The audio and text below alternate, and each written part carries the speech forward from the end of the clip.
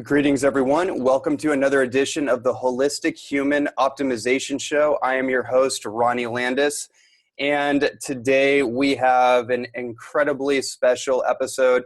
As I was mentioning before we hit record, I don't think I've been this excited for an interview in quite some time, and that's a lot because I am pretty excited about almost every guest that I have on the show, but this one in particular is truly a hero of mine in the truth movement. I'm actually, just in full transparency, I have little butterflies going on in my system right now because I've been wanting to get this individual on for quite some time.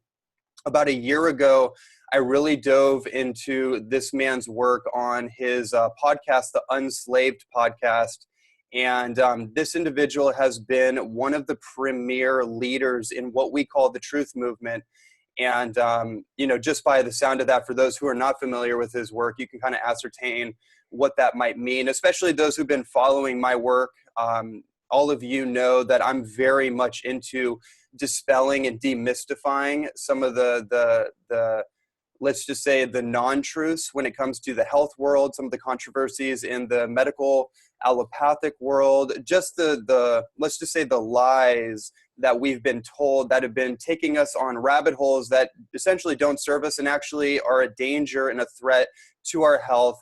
And more recently, in the last year, I've really been going down the psychological rabbit hole and really looking at the psychic and metaphysical perspective of health at a deeper level. And I have to credit this individual's work for really not only opening my eyes, but giving me a framework that's been articulated and laid out that helped me understand how to bring a new level of my work into the world, which I've been doing. I've been writing a book called The Pathology of Fear over the last year. And as I told Michael Tsarion before we started the interview, it was actually inspired by an interview that he did on his podcast called The Sage and the Psychopath, which maybe we'll kind of brushstroke over that a little bit. But that particular interview affected me so deeply in the most powerful way, archetypically speaking, that it actually birthed an entire book that I'm now working on. And so, it's an incredible pleasure to have you on, Michael.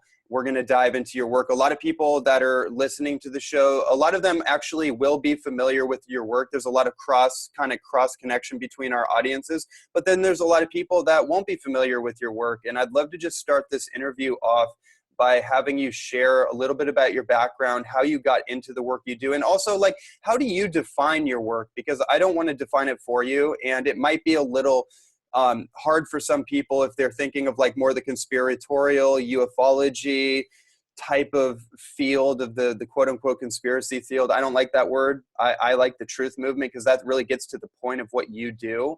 So I'd love for you to kind of share what is the work that you see yourself doing and how did it begin for you?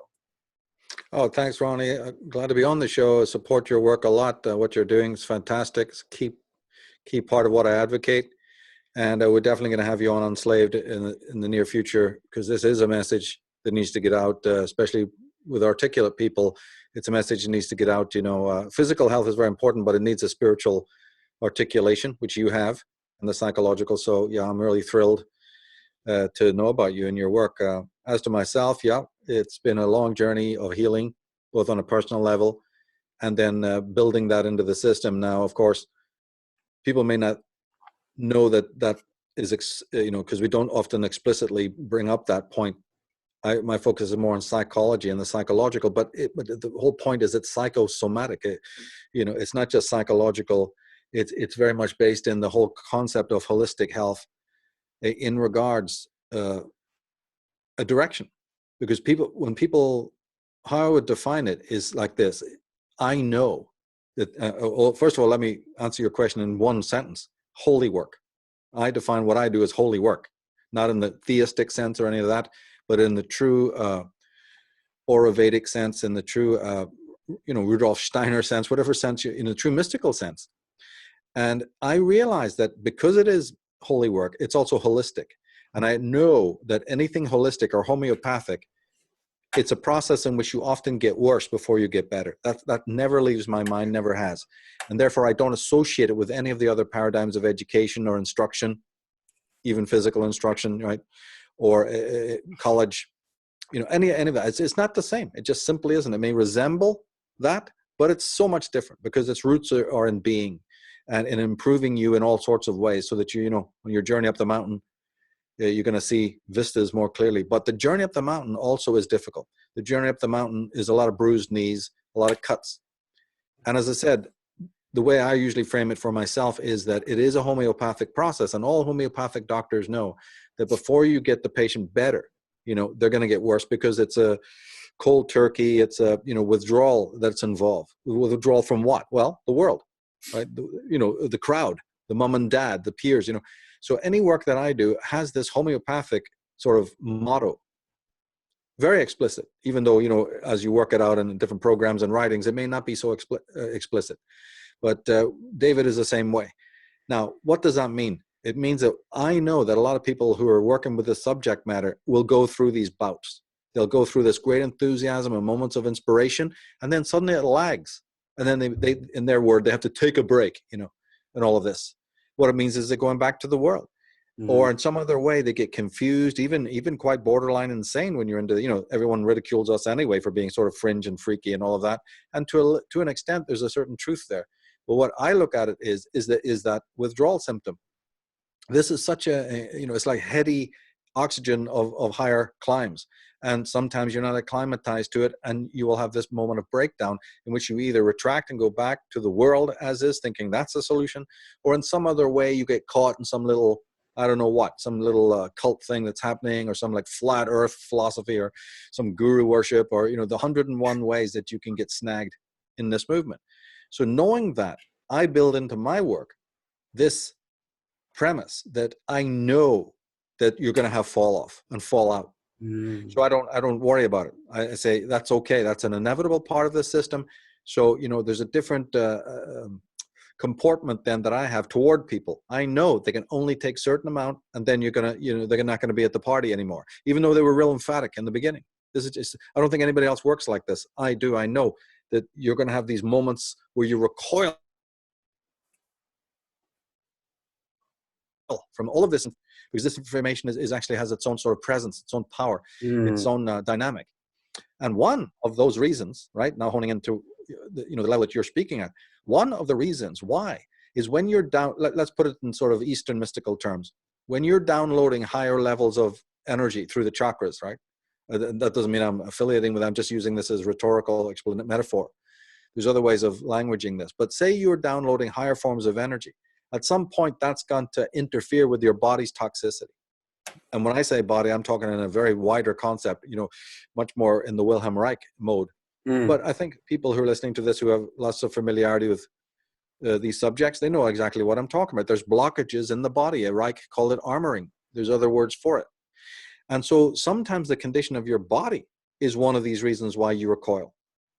Now, if we look around at the world, it's unbelievable how with all the 40 years of pro-health programs and breakfast TV workouts and yogas and even then the flourishing of the different movements, like New Age movement, that made health central.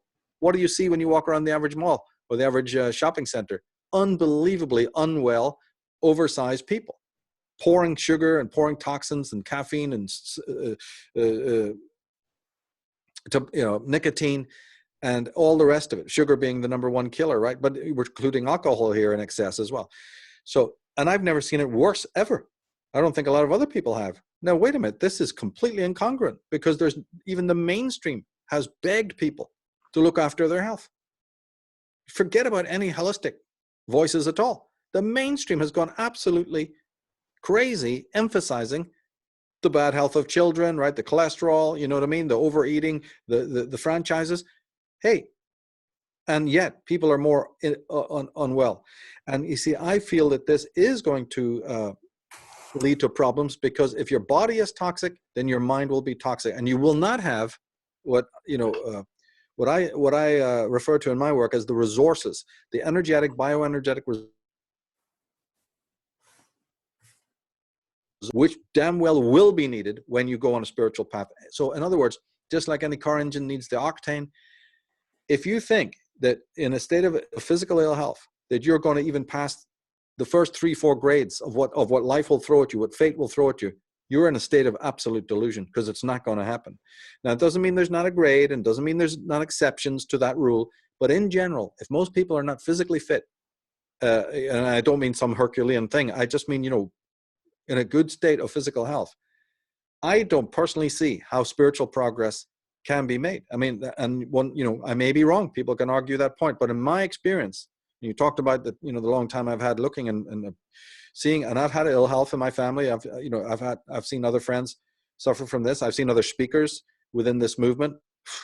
You wouldn't believe the stuff I've seen. So I am coming at it with some evidence here. And again, I reiterate that I don't think the two are disconnected.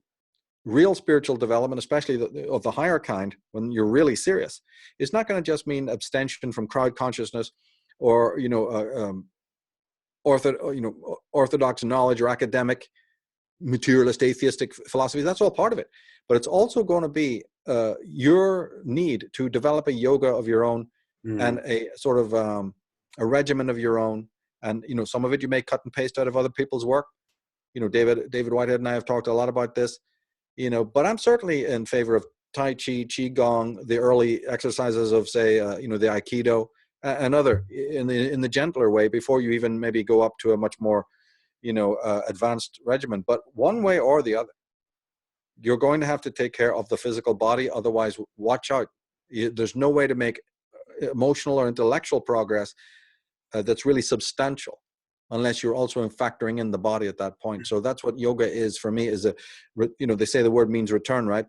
Reyoking. It's reyoking to what? It's the root of where the bioenergy comes from. But that energy can't just jump to the mind and help you in that intellectual way. It comes through the body. It is of the body. The body is the ultimate cauldron of that bioenergy, and therefore it needs to be reverenced. The body is part of the divine, the great ultimate, the great spirit, the world soul, whatever you want to call it. That body is part of, that's why I call it holy work, because there's no separation. And the simple dynamic practical fact is, if you want to make spiritual progress and you're not looking after the body, well, you won't make any. Very beautifully put. I mean, there's a number of things that come up for me from my experience being deep down the rabbit hole of, what ended up happening for me, just in a nutshell, is I was raised as a martial artist from the age of 4. My first mentor, my first male role model, because I didn't have a father in my life, was the iconography of Bruce Lee. Like, my first conscious memory was of Enter the Dragon. No joke. Like, that's the first thing I can remember. And it kind of imprinted this archetype of a superhero in real flesh and blood, something that showed the example that I could mold myself into my aspirations. I could transform myself, and I can embody that kind of more noble, I guess, archetype of like what a real human being superhero archetype could be. And that took me through my whole life in martial arts and athletics. And then I had knee injuries. And then all of a sudden I had an epiphany that, oh, well, the food that I'm eating, because I've lived on a processed food, basically a nutritional holocaust, like most people. And so I started to make the connection that, okay, my knees aren't healing, and somehow that must be tied to my lifestyle. So maybe if I change and I start exploring, like, what's organic food, what's whole foods, like what's all this? Because before, all I ate was food like byproducts. And then I started to educate myself on the agricultural industry, the factory farming thing. And I started to realize there's a deeper implication to not just my physical body, because I had a complete healing. I did a raw food diet for 30 days, completely like no animal products, just like all living foods, fruits, vegetables, nuts, seeds, juices. And after 30 days, I healed a 7-year knee injury within 30 days. And I had the ultimate epiphany, which took me out of the athletic world and brought me into becoming an orator and a voice for this message. That's how I started my career. And my epiphany was that not only am I out of pain, but I actually had a moment where I forgot that I was ever in pain to begin with. It was like, it just dawned on me. I was like, there's no inflammation. There's no me icing my knees 2-3 times a day like I did for years. I actually forgot who I was, because my identity had become that person that had a knee injury. So I had to adjust to that. But all of a sudden, it just completely vanished in a new archetype, if you will, kind of like came through. And it became like a superhero for the health and wellness message, to go out in the world and bring this message to people about healing their body. And you know, you make some incredible points. One thing I wanted to make sure that I mentioned was one of the spiritual connections that I got between living foods and just our food in general was that I started to read Ayurveda a lot. And in the Upanishads, there's a phrase that the subtle energy of your food becomes your mind. The subtle energies of your food becomes your mind. So it's like, it's very interesting to really think about that, because all these traditions, the Taoist tradition, Amazonian herbalism and shamanism and Ayurveda and all these great wisdom traditions, they didn't have Wikipedia, they didn't have health coaches and gurus and anything. They had wild food intuition. They had the forces of the elements to guide them, right? And so how did they create this philosophy? They must have known something. They didn't have cancer. They didn't have all these full-blown epidemics that we have just kind of normalized to and just call like, oh, it's normal. Diabetes, oh, it's just normal. It's just a genetic inheritance. Yeah, that's just it. And we just normalized to it.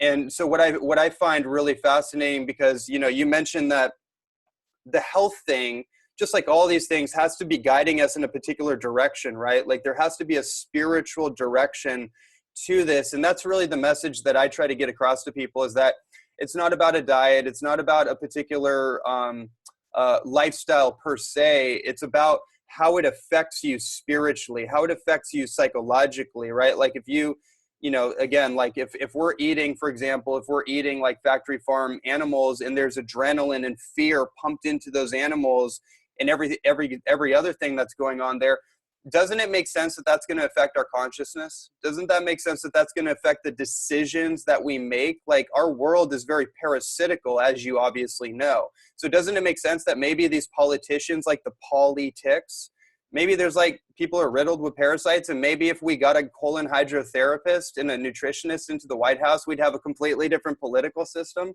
I don't know. Well, it's needed. I mean, these are the ideals we have to set for ourselves, and even on, as I say, a basic level.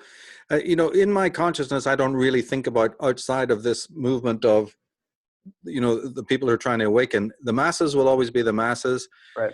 And one has to, even though that's a horrible, you know,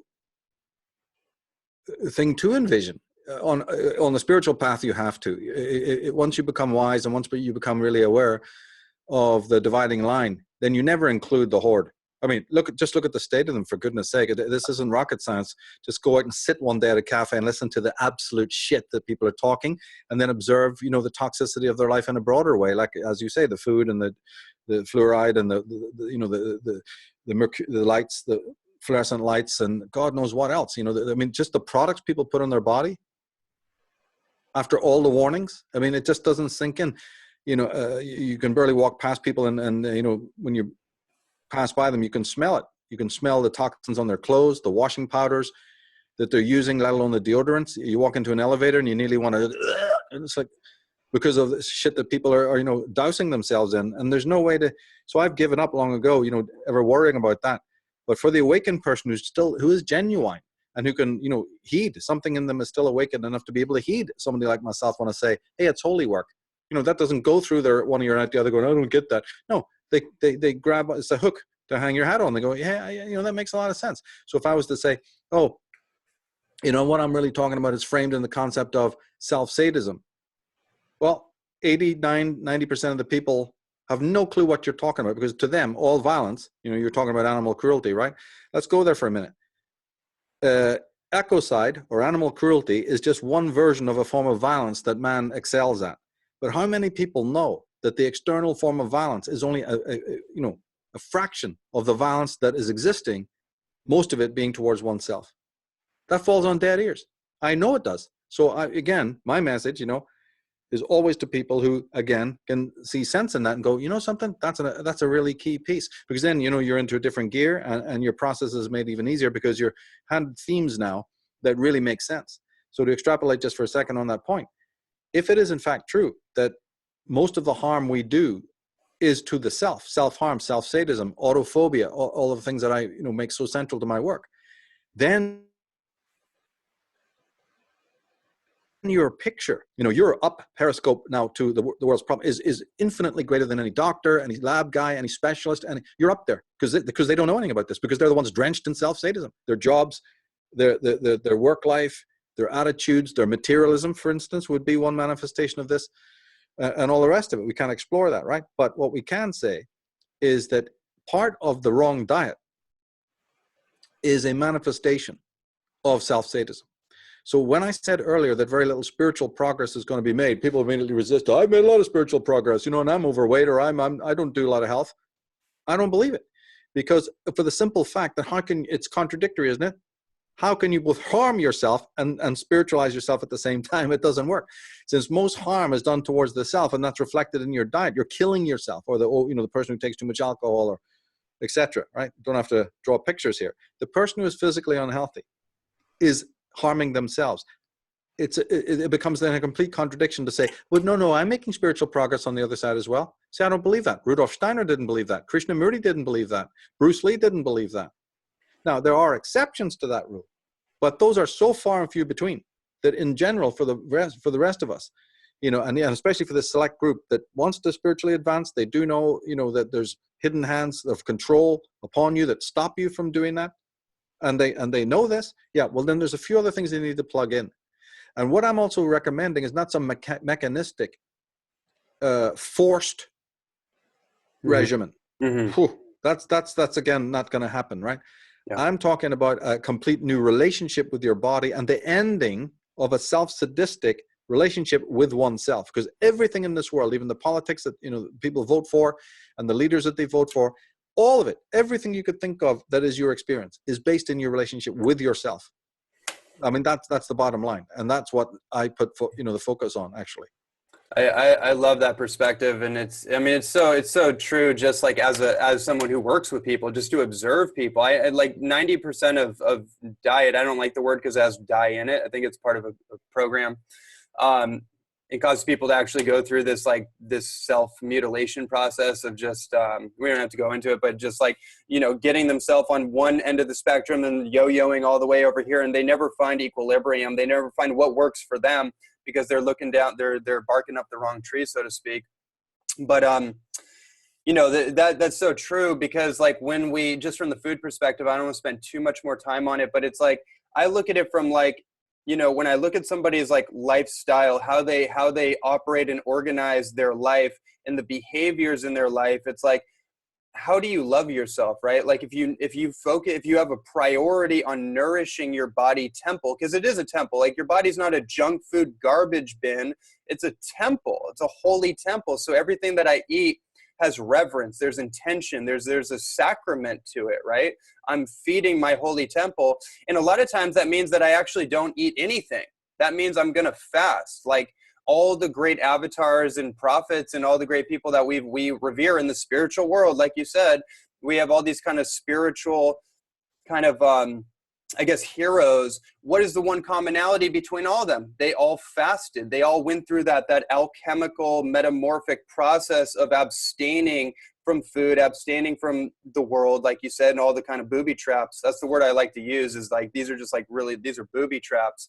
They went through an abstinence process. And I think one of the things that you're bringing up is a cognitive dissonance, right? Where people in particular fields of, whether it's spirituality, new age, even the diet world is running rampant, is where people choose to only see what they want to see.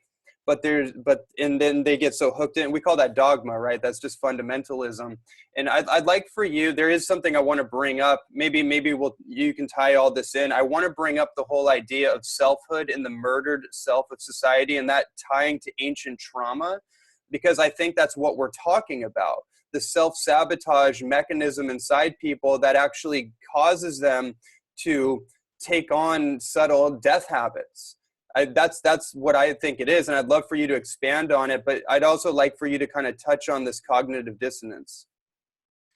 Well, the cognitive dissonance comes out is a reflection on the intellectual level of the dissonance below. When your relationship with your body is malignant, and it's just degrees of it, right? But when that's off kilter, especially in an extreme way, how can you, it's the point I was making, how can you have then, you're assuming that you're that your reason is operating and that you're lucid. You're not. And at the same time, then we have a culture that in some bizarre twist of what we're talking about is in one sense health mad, but of course underlined not particularly the spiritual way. Look at the absolute nonsense on the infomercials and the selling of equipment and the pushing of diet pills and diet regimes. So somebody go, but Michael, that's all out there. So you're talking as if it isn't. No, but you've got to discern the difference. That's another form of self-sadism. When you will yourself to do something for reasons that are not organic, it's another form of self-sadism. Over-checking your diet, keeping to a regimen, always looking at yourself in the mirror and hating yourself and you hating your body. You're not escaping self-sadism. Now the health regimen becomes another act of self-sadism. You see how the serpent is eating its tail? Which is then why I'm not out there myself, doing that, advocating it in the physical way, because I'm so wary. Since my theme is self-sadism, you'd think, you'd be right to know that I'm very wary of anything that re-brings it in another form. The Satan's at the door one more time. I got to pump it. I got to go. I'm not this enough. I'm not that enough. So this is a very fine line, which is why I draw that line between those who can get this and, as I said earlier, those who can't. So it is not about working out in this way that the world appears to be on your side, not super lit, hyper acquisitive. It's another thing you want to attain, and all this nonsense. No, you're letting your body guide you. You're ending self-sadism. That's a much more sophisticated, mystical process than just working out and losing a bit of weight. That ain't going to, and that's why some of the fittest people I've known are some of the most pathological people, because these little ingredients, these little footnotes, they were missing in the whole process. So they've attained what they think is a model of physical health. Wow. A lot of people would love to attain that. But yet they're no more clean, morally, or emotionally than any of the people who are, 300 pounds in weight. So one has to very much watch that as well. Because there's built-in issues here. As I said, it's a spiritual holy work, so one has to be very aware of it. But the cognitive dissonance on higher levels, right? You're reading the mysteries, or you're trying to penetrate and become an inventor, or you're trying to crack the, how did the cosmos come in, or you're heavily duty in gematria or whatever, and you're following these spiritual paths. And actually, because your relationship with the earth, your relationship with the world soul, which is the absolute, it's the absolute spirit, is manifested in this world. And that can't just be dismissed by religious people as, well, that's just pantheism. Well, then you explain to me what pantheism is then. Because if you did, you'd say it means nothing more than God is in everything. Spirit imbues the world. Well, why not? What's wrong with that? That's a beautiful concept. In fact, it's an incredibly rational concept, you see. But people in their daily life, and city dwelling is responsible for it, of course, and the kind of cities we have with the concrete and steel, the inorganic, they're cutting trees down every year, a process that's been going on for hundreds of years. Kids grow up where they never even hear the wind through a tree. I mean, there's things happening even imminently around us. More and more people are making their front gardens into, a place to park the car. They've cemented over it. They don't even know, they're not even conscious of their environment. They don't even know this stuff is happening, and yet it is. So the city is responsible, the schooling and the parenting. Steiner always used to take the kids out, in their schools and bring them back to the earth, bring them back to the land. What is soil? Look at it, study it. All of these growing cycles and seasonal cycles that the trees go through, these 4 cycles of, of the seasons. Those kids were aware of it. Today, how many kids know today in a state school that every single snowflake is an individual? What would they even do if they knew that? What does that inspire in them? A message of the cosmos, of the creator. Oh, what would it do if their minds were open and they were turned on in this way? But it's not. So back to the theme of self-sadism. Once you've realized that, and this is for anyone who realizes this, once you've honed in, right, on the fact that this hatred of oneself and this self-murder is the stone in the shoe that stops you climbing the mountain, well, then you seek about removing it, and it becomes your obsession, right? That is the holy work. All the other stuff is sort of secondary to that. I've got to, and how can you even do it if you haven't noticed it in yourself? And how can you notice it in yourself if you're already blindfolded and blinkered and heavy with, where your energy is not in the right place? Don't you have to be sharp as a samurai sword to even be able to notice these things about your own consciousness? Even if you grasp it intellectually. how it is in everyday life. You may not be. So what does fate do? It makes you aware of it by bringing in a sadistic partner, bringing in or a person who's very self-hating in their own life that now is your partner, or now is your boss, or now is your confidant, or even your child, for goodness sake. Fate is going to make sure it does its job by bringing these truths in. But wouldn't it be a lot better and a lot more economical if we had the right, the sort of discernment to notice it in ourselves, how we do it? The constant need for approval, the constant influence of other people and their perspectives, influencing our life and all of this stuff. So again, as I say, you're not going to be able to do that when your body's toxic. It's just as simple. There's no easier way to say it. Yeah, I mean, there's an interesting point that you brought up. Trying to recapture it in my mind. Oh yeah, so in one of your talks, you had mentioned something along the lines of the subconscious will basically interact with reality, right? So if you have like kind of repressions, like unresolved shadows that we might call it, it will interact with reality and essentially manifest people, situations, circumstances to get the unconscious to become conscious, in other words. And I think you just kind of mentioned that. I'd like for you to actually expand upon that a little bit, because when you mentioned it, I knew exactly what you were talking about. I've studied Jungian psychology and a lot of the different ideas around it, and I've seen it in myself. I'm still working through them, but it gave me a framework so I could work through this without judgment, without guilt, without shame, because all that stuff comes up through the guilt complex and whatever we're working through emotionally. But it gave me a context for why certain situations, certain people, certain relationship patterns would keep showing up. And it gave me a way to actually work with it instead of repeating the patterns, because I couldn't see why these things kept repeating. It took me out of victimhood, essentially. So I'd like for you to maybe expand upon that. Well, you actually hit the nail on the head, because, the first thing to understand is that the shadow, when we say shadow, it looks singular, it looks like a noun. It's really better to think of it not as an individual entity, but as a realm or a room or an archive or a kind of a grotto, an attic, in which it means exactly what it says, that if I cast something into shadow in the room, right, I put that thing there, it's in shadow. And so what we've done is we've shifted a lot of our own personality traits that other people don't like. So, see, all that new age guff about not blaming other people and, it's all in yourself and all, that's a lot of bull crap. It is other people, because when we were a child and you didn't have any say in fabricating yourself in the architectronic of development, they did, the world did. And so the world taught you what is not appropriate in yourself. So you threw it into shadow. So it's a realm with a lot of lost aspects of oneself. And then a time comes in one's life, the great rites of passage, where you need to integrate some of those, not all, but some of those. But then that brings up the real psychology, which is to examine the shadow self and find out what parts should just remain there and what parts are so scintillating that you put them there foolishly, and that's why you felt emaciated and naked in life. That's why always life you felt out of sorts or not at home and not satisfied. No matter even if the money was there and all of the other things were going real well. You had the perfect wife, you had the perfect house, you had the perfect yacht, the perfect job, and yet you're still feeling very existentially inadequate and impoverished. It's because this is when shadow work is required.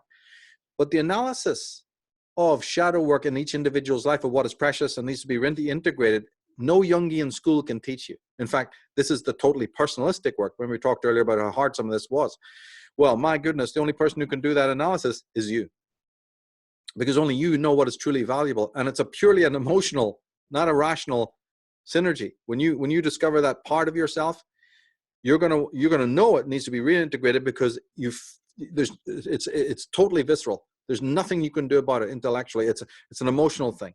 It's kind of a love at first sight, or whatever you want to, I don't know the metaphor, but this is how it's done. Now, none of our educational systems teach this, and even most of the psychologists get it wildly wrong. I've done another podcast on the shadow, sort of debunking a lot of what these Debbie Fords and Deepak Chopras, there's a whole school of misinterpretation out there. They get some pieces true, but they've got huge misgivings. And the biggest misgiving is body work. So we're back to that. In my estimation, shadow work involves the body. It's another word for awakening the body intelligence as part of one's sensitization. See, so it involves a lot of different things. in order to get those things out of the shadow, I mean, that's a physical act. How am I going to get either turn the shadow down so that the light comes on or move them out of the shadow? How am I even going to do that? And see, this is where all the other people fall, you know, their methodologies are almost 99% inaccurate or useless, including the big names like Debbie Ford and Deepak Chopra and some of these other ones, right? These Marianne Williamson, whoever's, there's so many things out there trying to deal with shadow work, and it's pathetic. In fact, a lot of them haven't even understood the first point I made, that it is other people who are responsible for cultivating this inner censor. You know, it's called the superego, but we don't need to go into that. The censor by which you do the censoring action is completely the result of the hectoring, you see, and the crowd consciousness. So yes, other people are responsible. You are responsible for turning it around, but that requires heroism, you know, which you alluded to, right? And will, right? You mentioned Bruce Lee and people like that. That's a whole, then your spiritual journey has begun. But I just want to focus in on this one point, you see, that now when you actually try to go into that attic and decide what is precious and what isn't, it's going to be a very emotional thing. And it's going to require kind of sensitivity. So again, guess where how you're going to cultivate that? With a healthy body and mind. In fact, it's crucial. It's real shadow work includes the body's sensitization, because otherwise this process of shadow work, I think, fails. And I'll stick by that. I'm one of the only ones talking about this in the entire movement. And I've reconstrued, you know, using Wilhelm Reich and other people's contribution. You know, they didn't say what I'm saying in so many words, but in the preponderance of what they're trying to talk about, George Grodek and even Karen Horney and many others, it ties in completely with what the Taoists believe and what the martial artists believe. And that is that, so in other words, if you're in your front room and you're going to start embodying some of what we're talking about, it means that when you're doing your physical exercises or stretches or whatever it might be, now instead of doing it mechanistically for those other goals, now you understand it as shadow work. And that changes the whole center of gravity for you when you're doing this work, because you now know it's spiritual work. So you don't need to be doing yogas. This is the yoga. You don't need to be doing meditations. This is the meditation. Then you're in a totally different world. It's not, oh, I'm doing this, you know, I like to exercise. What for? Well, I really don't know. It's just keep my body healthy, I guess, to live longer. Or what? No, that can all be thrown out. Or it's derivative, right? It's secondary. The real reason you're doing it is because it is spiritual holy work. That was implied in the martial art tradition. That was applied in Druidism. That was implied. Go and watch certain films, you know, like Conan the Barbarian and all, and they'll show you that the pagan way was, the physical aspect was a ritual. The whole movement of the sword, you know, or the sticks, or even dance. Go to the Sufi tradition, go to these different traditions, and you'll see that the martial arts, you think they were just done, you know, as a pastime? This was a way for you to unite microcosm and macrocosm. But what has happened today is we've got the intellectual understanding of it, but we've failed to understand this more primal understanding.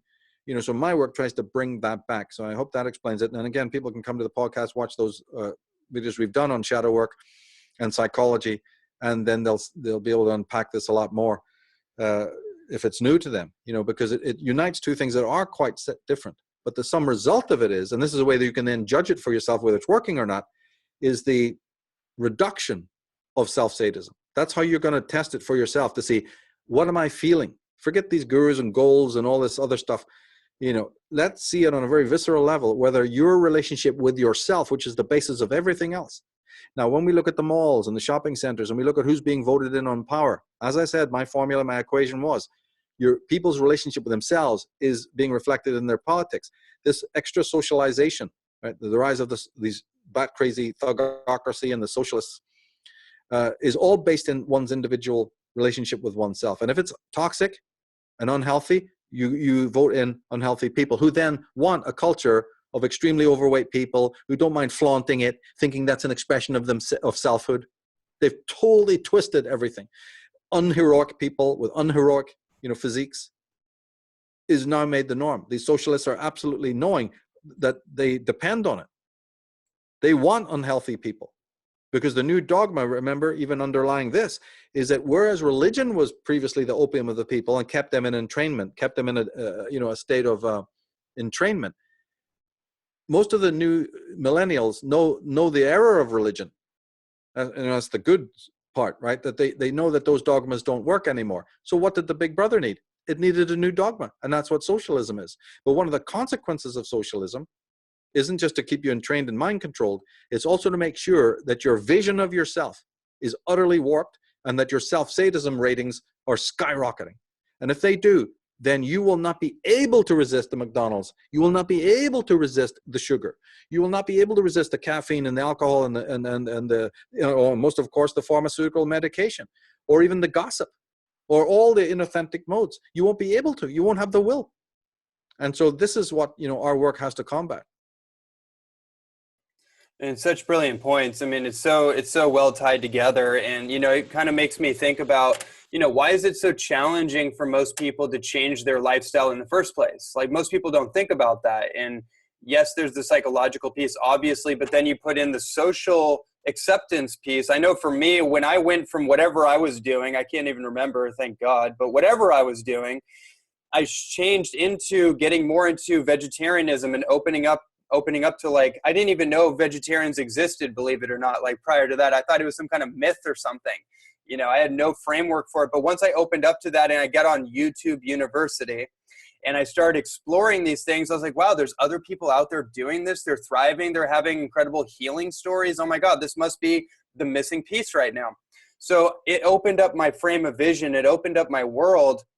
But you better believe there was a lot of opposition. There was adversarial kind of energies from my family, from my coworkers at the time, from people that were on the standard American fare, that were used to me being a certain way, going out to the bar, going out to do certain things that I all of a sudden, because I started cleaning up my body, all of a sudden my spirit awoke to a different level, and I became interested in different things. I became interested in a different path. And so that put me in conflict with the old self and all the people that had become comfortable with who I was to them. And then all of a sudden it started to shine a light on those people and their habits. Not because I was telling them. I was a little, you get excited when you start joining these things and you want to tell everyone about it. But I wasn't trying to change anyone necessarily, but just by me changing, it started to shine a light on some people, and some people got the message and they were inspired by it. They didn't necessarily transform all the way, but they got in, they made, and it had benefits on their life, and they made some changes. Some people completely disappeared. Some people tried to pull me down. So just like with all of this work, whether it's through the nutritional piece, it's through the psychological, emotional, it's the truth movement as a whole, the work that you do, I think it's very important and valuable for people to understand that when you change your course, when you reroute your course in life, there is going to be opposition. There is going to be some kind of adversarial force that happens, and it's a natural thing, of course. Like, you're changing the ecosphere of what your life has been and all the people involved, and you shine a light on just by you shining your light, so to speak, you're kind of shining a light on the incongruencies of other people's inauthenticities, and there's going to be challenges. So I think that's a valuable point for people just to understand. It's a natural thing. It is a natural thing. And again, there's so much of the, we talked about some of the spiritual consequences of not doing this, right? Like, you won't be doing the shadow work. You won't be making true spiritual progress. You won't be sensitizing yourself. All of that's going to lead to chaos in the spiritual realm. And then there's the political. Let us make no doubt about it, that this new group is voted in by people who have given up, abnegated, and who are deep self-hate. And they will then continue to rely on that. They will have a message that is actually toxic to engender more and more toxicity. Now, there's other sophisticated ways to look at this, like in my Dragon Mother. If people go to dragonmother.org, they can see 2 articles there. The second one goes into regression, a sort of a new slant on regression, which includes a lot of what we're talking about, by the way. And it certainly shows you the political consequences of regression. So it's filling out that word. It's giving a new sort of it's giving a new vision of that word, but still very consistent with Freud and Jung as well, but giving a little bit different slant, but in modern context, so that we can immediately diagnose the things we see. This is important as well. But again, it all comes back to the way we treat ourselves. Now, we're living in cultures, sadly, right, that don't want us to give meaning to our own lives, because that's what this is all about. The measure of doing any of this work that we're talking about will be the reduction of the feeling of self-sadism, which is the true enlightenment, and also a greater grasping of, giving meaning to yourself. And another way of saying that, to make it even more concrete, is you'll move from a recreational and simply occupational existence, which is what most people are locked into, to a vocational. Now, you've already attained it. So your personal journey where you are, Ronnie, is indicative exactly of what I'm talking about. By finding your vocation, and that'll just continue to branch and blossom as you age, right? And you don't know what you'll be doing in 10 years, but you've already set the groundwork. You see, the soil, you've already opened that door. And so for other people as well, the deep sense of meaninglessness that they have is because they're caught in the recreational and the occupational. And that's fine. We need to be, we need those things as well. But they're never feeling that they've reached their vocation, as whatever it could be. And even when maybe they, like I said, lick the window and find out, there's other drag factors that say, oh, no, you don't want that. And I've met a lot of people in my life like that, where they have maybe 6 months or 9 months of experience of something wonderful that, somebody else saw in them, say, hey, why don't I could open your door to this or that, and they go, this is amazing. I'm so glad. They're crying tears about it and all, that they're so happy to be turned on to something they never, like you said, when you were surfing, you found these incredible truths, right? Yeah, 9 months later, they're like running a mile from it. So, one had to study that incredible dichotomy and this weird contradiction. And that's when you come to the things we're talking about. It's all in somebody's psychology. There's a fear. You're writing a book about fear. Fear, shame, guilt, all these comes into the picture. It's all shadow work, because that person has seen a vision of themselves. I mean, this is incredible when you conceive of it. Like, say, in my life, if somebody held up a flame, a torch, and said, here's what you could be, I'm kissing their feet. I'm all ears, mate, right? Yeah, this is for me. Other people aren't like that. Whether they see a vision of themselves, one day it just comes to their mind. Great mathematician, a great inventor, a great social worker, they have a vision of what they could do to change things.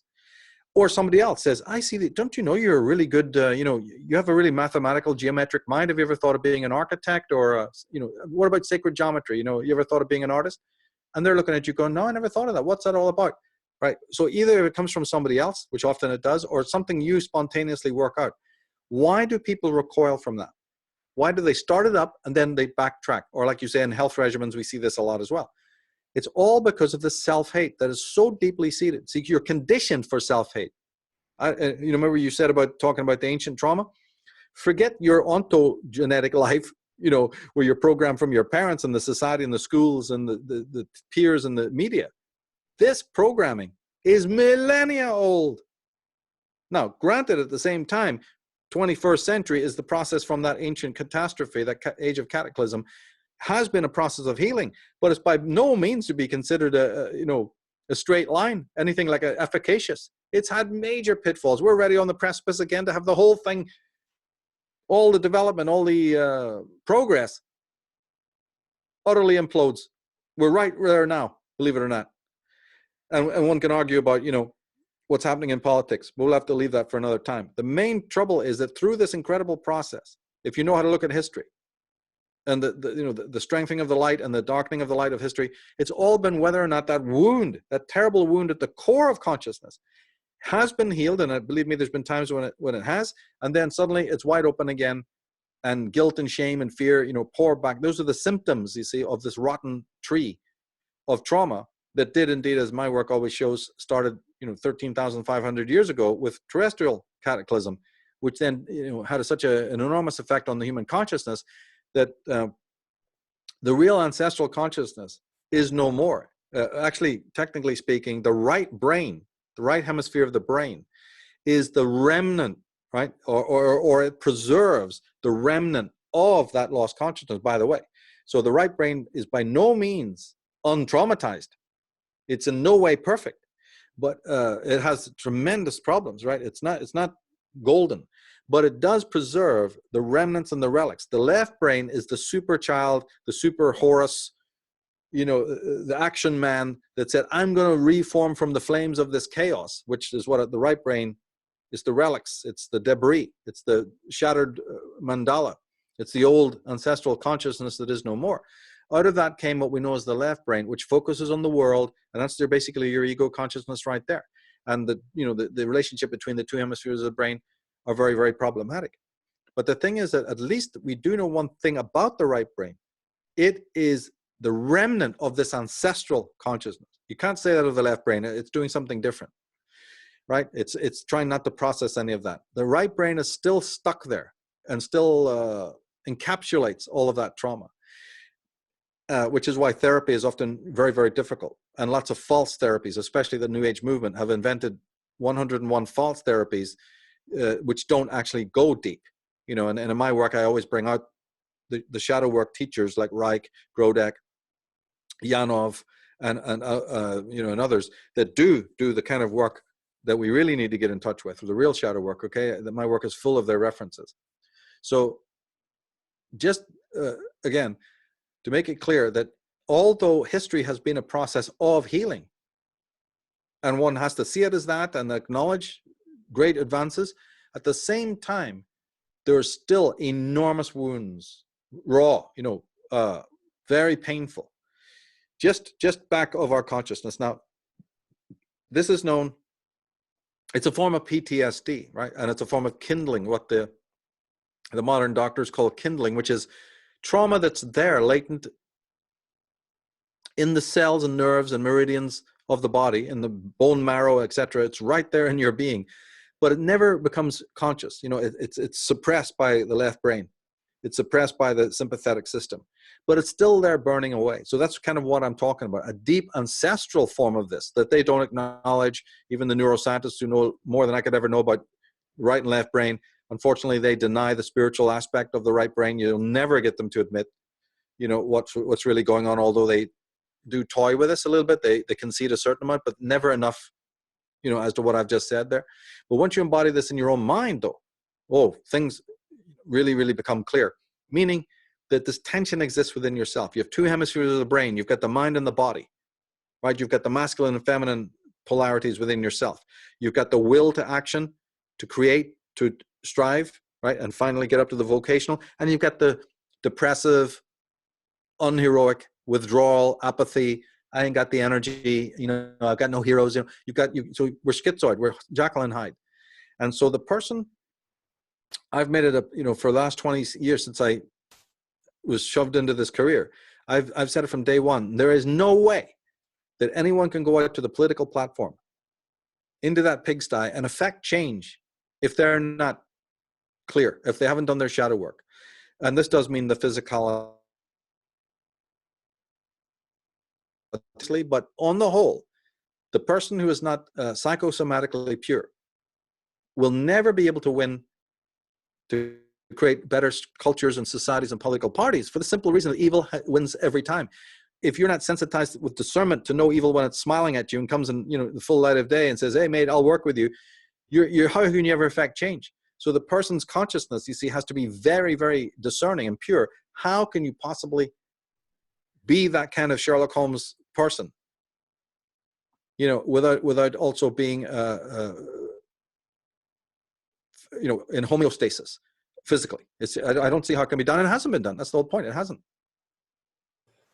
And there's so many points that came up. One of them is, what you led into, which is an idea that I talk about quite often, is this idea that you're kind of gifted a glimpse of what you can become. And then that puts you in a particular position, right? It puts you in an interesting kind of peculiar position where you have to reconcile who you've been and who you currently are in order to actually, ascend, so to speak, into the embodiment of what you can become. I always look at it from the perspective that the future is informing the present versus the linear perspective of like, the past is informing the present, which indicates that it's just a reoccurring pattern if I think of it that way. But what if my future self, my future interdimensional possibility, like, without going into like quantum physics and all that stuff, what if there is an aspect of me that has already been through the journey?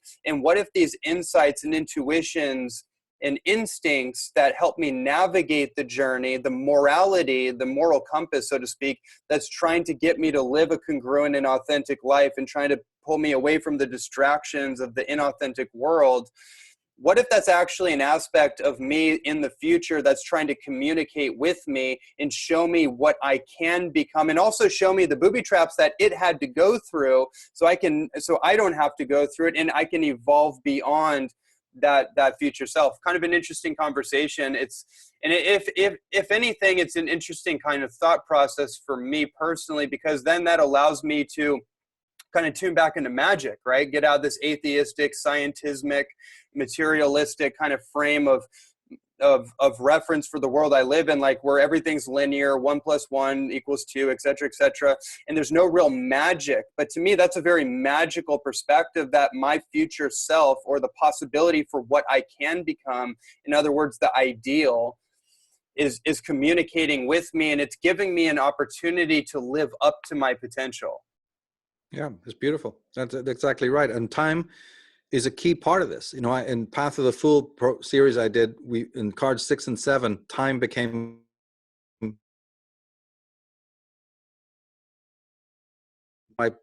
I expressed it this way, and that is that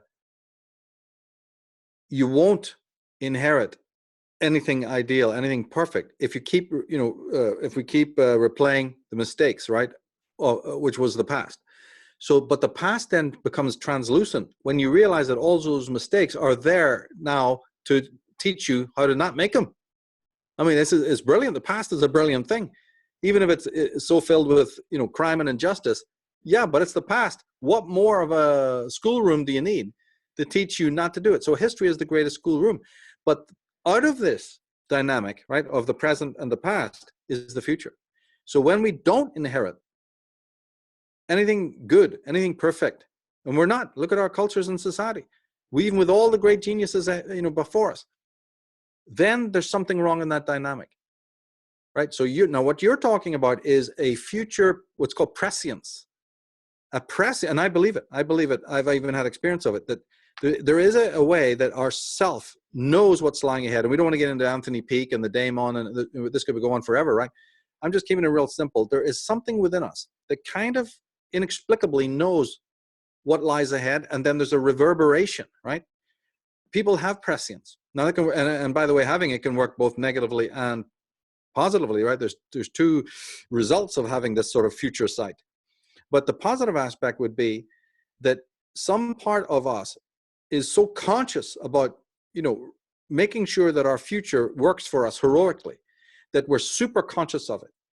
And I think it's a good thing. I think it should be taught to children to be aware that don't just have heroic thoughts and then let them, like we said earlier, sort of fizzle and fade away because of the voices of other people or just your own laxity. No, be so passionate about what it is that you want to see in the future, that, damn it, it's going to be created. Heidegger used a German language which is translated into English as "for the sake of." And that meant that it was future. It was all based on his future, because future for Heidegger was the most important tense, right? And one of the other concepts he had, what humans do, and they do it completely invisibly to themselves, which is another bizarre thing one could talk about, but we won't have time to get into that now. But he mentioned this "for the sake of," and therefore he said that the world and all the things around you are basically instruments, sometimes tools, for the sake of, because I have wood and a hammer because I'm going to build a house, right? I have my friendships because these are people who think like me about whatever, right? So all of our thought is geared towards who we're going to be in the future. But you see, what I was saying earlier is that has three components to it. You can either register it as on a recreational level or as on an occupational level. Now, you're seeing your future, but through what lens? The way to see the future is through the vocational lens, because then your future and what you're going to build there is far greater. But doesn't that mean that your parents must then teach you heroes and put heroes in front of you? There is no way.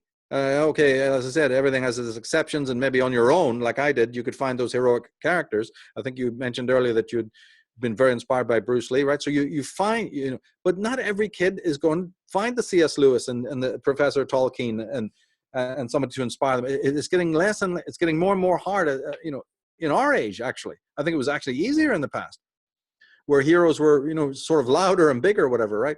Now, in fact, if you watch a lot of the children's programs today, the heroes, so-called, are actually anti-heroes. They're quite demonic. I wish we could explore that longer. Not all of them. There's some of them that look demonic are actually quite positive. But there's also media outlets there, that are putting in front of children very evil, demonic, sort of anti-hero, heroic characters that the kids are taking for heroes. So, I mean, there's a whole subject there. But healthy family always, puts you in touch with people who have done great things, like Amundsen, the great Norwegian explorer. I mean, the list goes on, Giordano Bruno, whatever. Or a more contemporary figure, right? But we are now living in an anti-heroic culture. Remember I said that the political parties want you to feel that way because they know these mugs will vote for them then.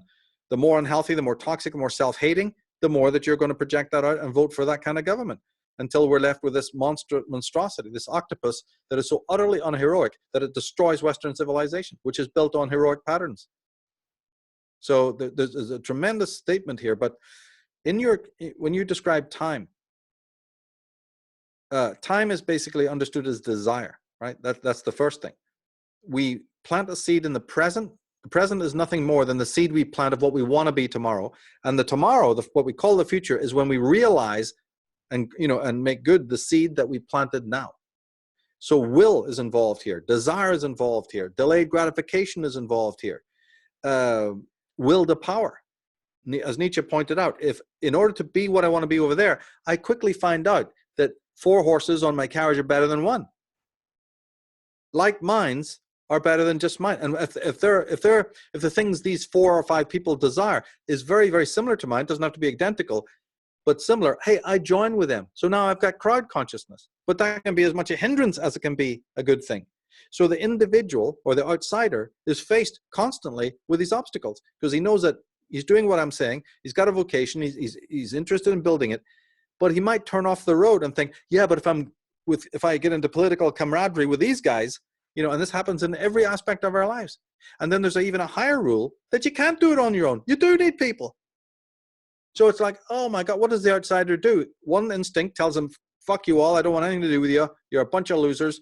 Even when I burn my cylinders out, working with you and inspiring you, you bastards, you're betrayers. But then another voice says, look how much I do get done when I've got an ally, a sincere person, or a couple of buddies to help. There's been great series showing this fact, like Terry Nation Survivors and Invaders, the great American series, sci-fi series, which is entirely based on this whole concept of, do I work alone or a couple of people, is camaraderie the answer? So much to be said, and these themes come up today. What do we do? Do we fight back on the socialistic level by a barrage, like a terrific torrent of similar people and a great counterpunch? And that would mean, right, strength and people and getting into the face with such powerful arguments that we destroy them? Is that what, or is it going to be, no, I just retract, I don't know what's going on in the world, I'm just forget about now, I'm closing the door, I'm doing my yoga, I'm taking care of my kids, I'm walking my dog, I don't really care. If the world blows up, okay, it blows up, I'm little me, there's nothing I can do about it. Those are the extremes. Somewhere in the middle is the answer, you see? So I'm not an expert. I'm learning as I go. Anything that I'm teaching people, I've learned myself, and sometimes even in real time, And then there's the work of decades that comes from, stuff I've done in the 70s that I'm still an advocate of, or in the early 90s, so it's a combination of things. But time is an unspeakable part of this. And again, in Path of the Fool, I refer people to, I think it was cards 6 and 7 and a little bit of 8. We went into this thing and so deeply about the nature of time, how it connects even to your mother, and delayed gratification and so many other factors. Because remember, mother is connected to food. Mother is connected to nurture. Mother is connected to the stomach, to nurturement and your survival instincts, and whether or not she's taught you to delay gratification or not. Half the stuff we're talking about comes from the mother herself and her personality, whether she's like that, or at least her tuition to you, or it's absolute failure.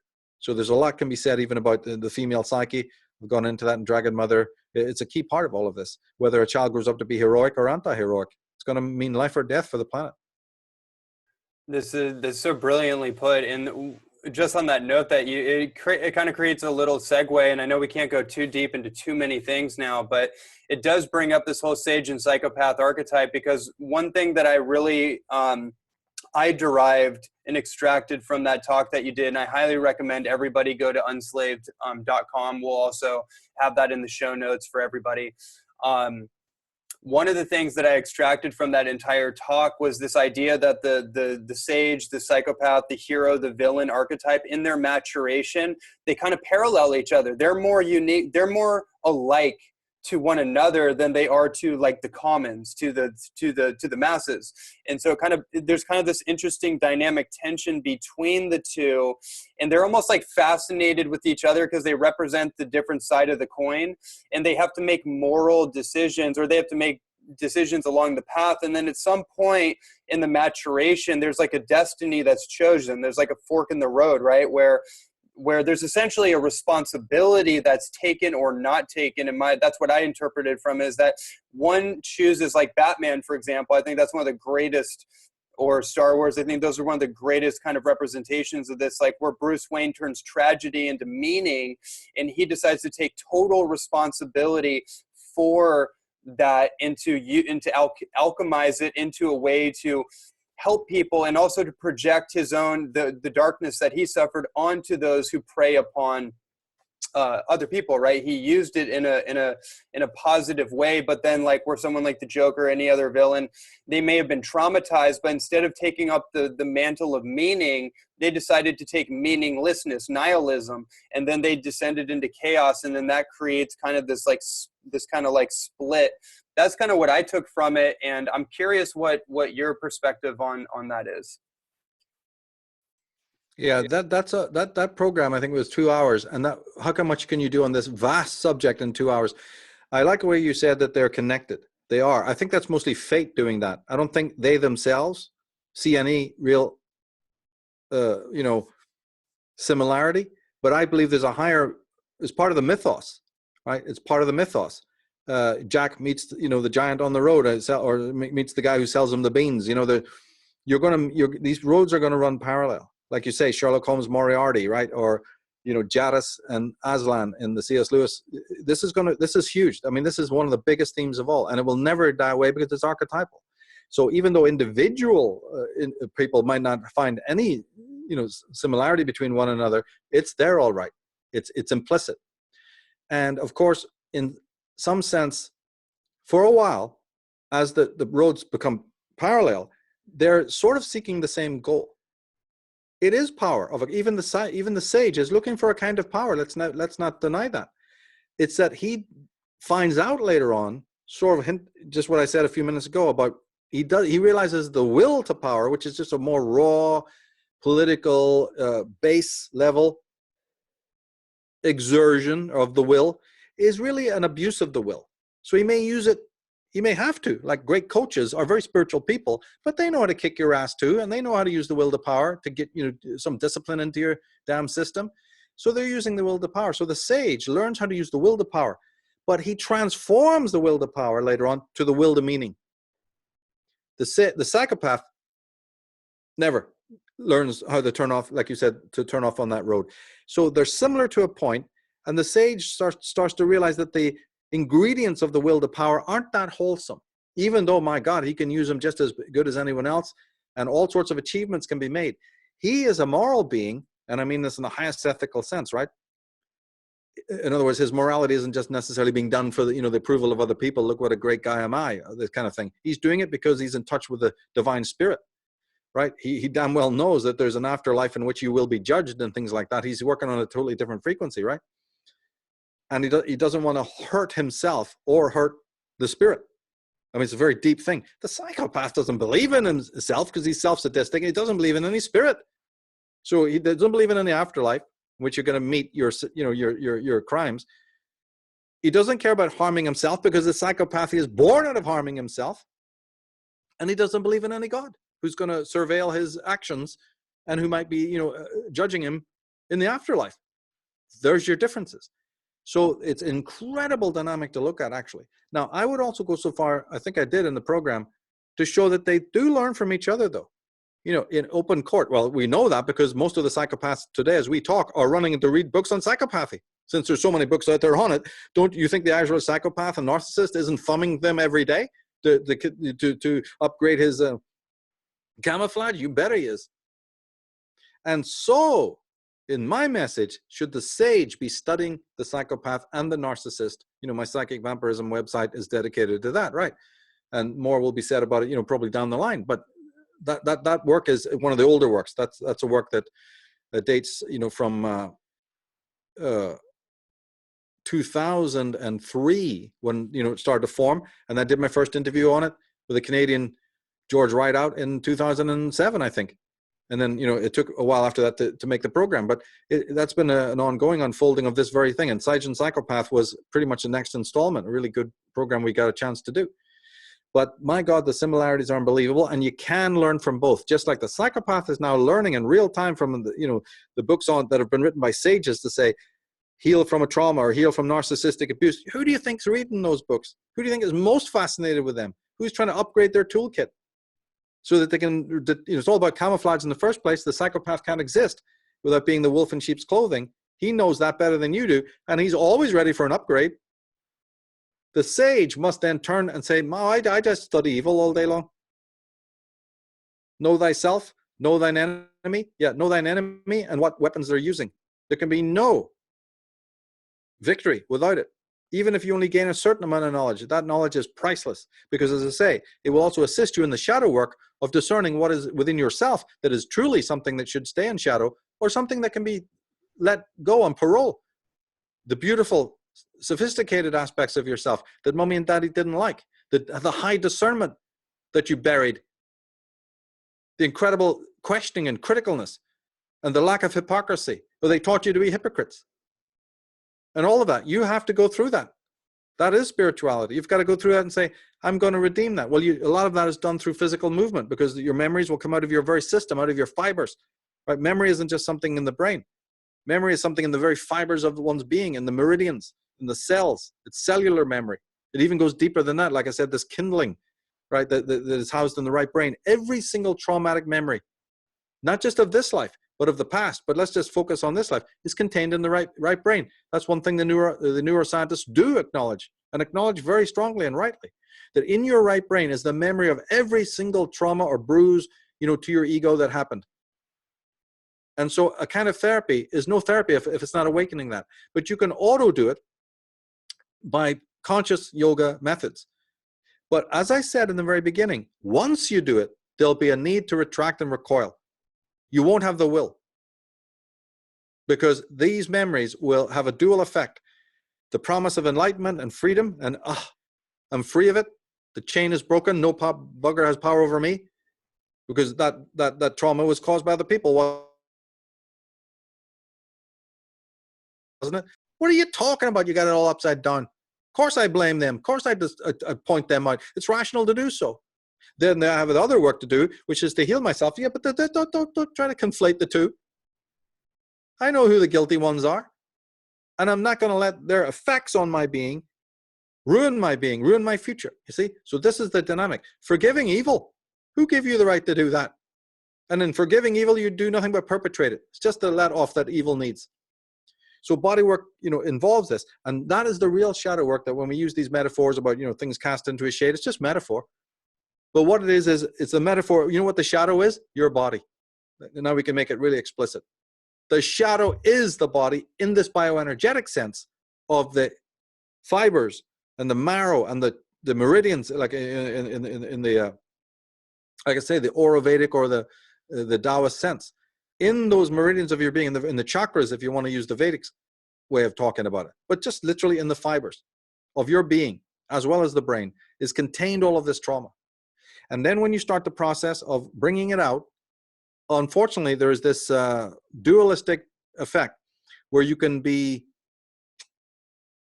I guess it is like going on a diet or a fast, or not wanting to go down to the gym or whatever it is, it's sort of like that. You have a resistance to the light in that sense. And that's why now a new kind of intelligence, just like the muscle memory or the will, now will be developed in the spiritual person, where he is very familiar with what I'm talking about and knows how to negotiate those resistances. You see, so now you're already upgrading, as I say, climbing the mountain. You've got tools now that the average Joe doesn't know anything about and probably never will. And those people are not only looking for approval for everybody else, they are obsessed with it.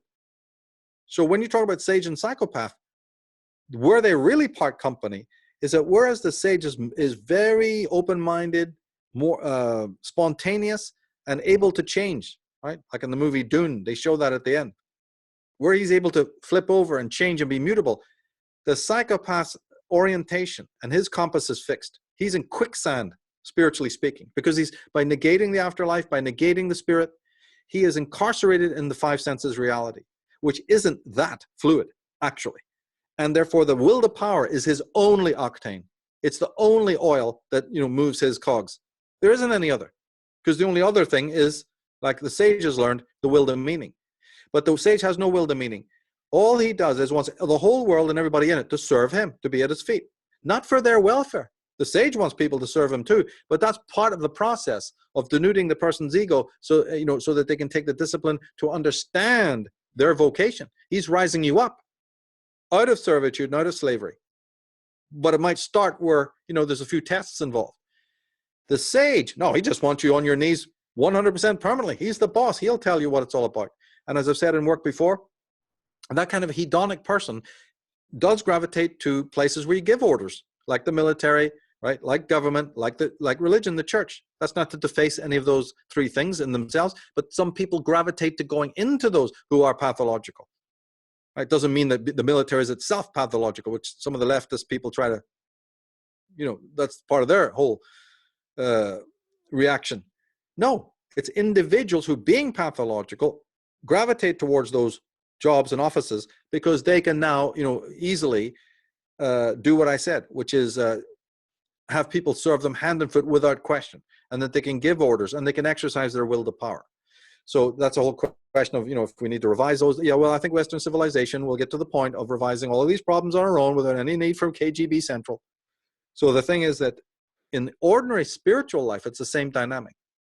The person encounters every single day this challenge of whether I will just, I hate the, and even the people I've helped, they betray me. I'm committing to the will to power. To hell with it. You see, and then you fall back into this raw will to power methodology, and so many people do, and that's what you're basically getting in when you see in people's faces today, and the kind of dynamic that you see, which is dog eat dog, you know, and all of that, and you see this in people's road rage. You see it in the extraordinary rise of suicide and homicide. Suicide being the interjected version of what I'm talking about. Take everything I've said and then say, violence directed to the self is the chronic rates of suicide. And if I'm not doing that, I'm beating on somebody else, right? The whole passive aggression aspect of it, you know, is involved in all of these things we're saying. But then there's the other side, which is the transformation, which only the few will ever be able to do, which is the sort of shifting gears up to the will to meaning, which subsumes. It doesn't mean you stop acting, you know, in the other ways, but those are now derivative. They're being guided by a higher navigator, right? The navigator's thrown out the old maps and said, did you know you were going towards a crevasse? You got to steer over here towards this, you know, the North Star or whatever. And then all of the other lower parts, this was brought up by Plato, Aristotle, and all of those are healthier. Because now you're not doing something for the will to power. Well, like I compete. They say that you got to be fitter, you know, so I'm going to go jogging. I hate to do it, but I'm going to. It's not all born out of that. It's born out of the will to meaning. And that's all the difference. That's what really stops health issues. See, that's why these people who claim to be very healthy still drop dead after a certain while or have major, major problems with the bone marrow and joints and whatever. The whole thing is intention, for goodness sake. But you know that simple truism, how few people know it? If you're doing something with the right intention, oh, now miracles happen. Now you're able to do things of unbelievable magnitude that you wouldn't even believe that you could do yourself. And then no force on earth. And all those other voices you spoke about, you see, try to hold you down. No, it's just like, okay, you go your way, I go mine. And there's that, you know, moment of separation between the sage and the psychopath. But the difference is this also, that even ultimately the psychopath is studying the sage. I say this on the Psychic Vampirism website, that they're really walking in rhythm with you is the term I use. Walking in rhythm with you like a predator to see what your scent is. And you're oblivious. You're just walking along like, you know, you don't know what's going on until they wipe you out. But the thing is that taken to its extreme, the psychopath really doesn't have a lot of knowledge of the sage. The sage's real nature is shrouded, if you really want to come down to the facts of it. Whereas the sage who has studied evil, evil is known to him. That's enlightenment. So the psychopath is always going to find himself in the first grade. He's always going to be marked down. Whereas the sage has a knowledge of his own, of the true wisdom, right? River. But he also knows completely the nature of evil. It can't checkmate him anymore. It cannot do that. It cannot hide its true nature. So my work has been entirely based on, as you well know from the start, about study evil, study it, study the weapons they're using, brush up on that. It's deconstructive work. But my goodness, how much more vocational and spiritual wisdom you'll have at the end of it. Indeed. Yeah, I mean, one of the things, the word that you've used many times that is really in my mind right now is psychic immunity. And it's like, how can you inoculate yourself if you don't even know what you're inoculating against? It's like, I'm not going to go into the whole vaccine thing, but like, that's a representation of that particular energy in my world, right? And what manifests that in Monsanto and GMO foods and that whole particular, if you want to call it an archetype or an archetypical representation in my world, that is the adversarial opposing force that is evil. Like, what else are you going to call it? Like, we can't sugarcoat it. Like, that is the vehicle of evil in this particular framework, in my particular world. In your world, you have, and that's also, just on a side note, that's what I love about bringing people like yourself together, is that we can facilitate all the pieces of a much bigger puzzle. So we don't get too locked into just what our work is, like our own kind of myopic focus of like, okay, I'm doing the health and nutrition and healing thing. And then these are the pieces that I work with.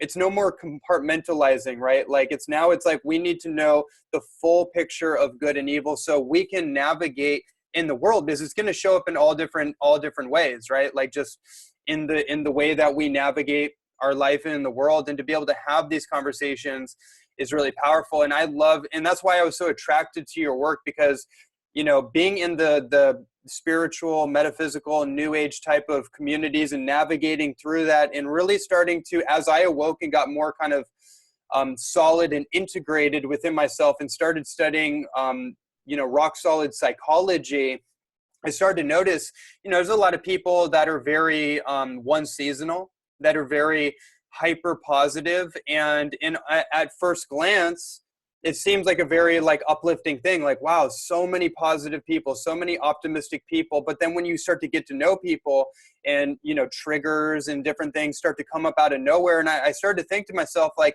wait a minute, this wasn't happening to me before I had my spiritual awakening and this new road. Like even in that world of processed food and like repressed trauma, like my family, we weren't dealing with this level of like spontaneous triggering or one seasonality turning into like a total nightmare. It's like, it's very fascinating. So like one of the things that you talk about a lot is like the plight of the new age kind of, or demystifying the new age world. Not to say that it's all one way. There's benefits and drawbacks, but I love how you kind of articulated and kind of just open a bigger picture for people. Because I had to learn that the hard way.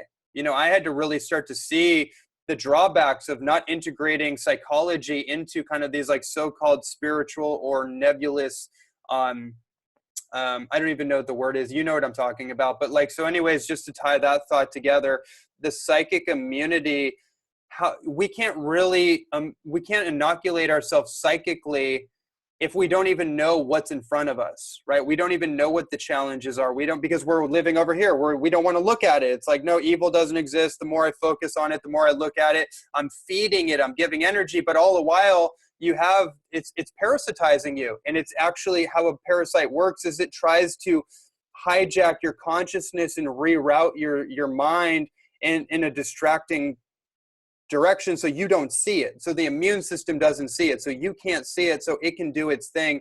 And then before you know it, you're done.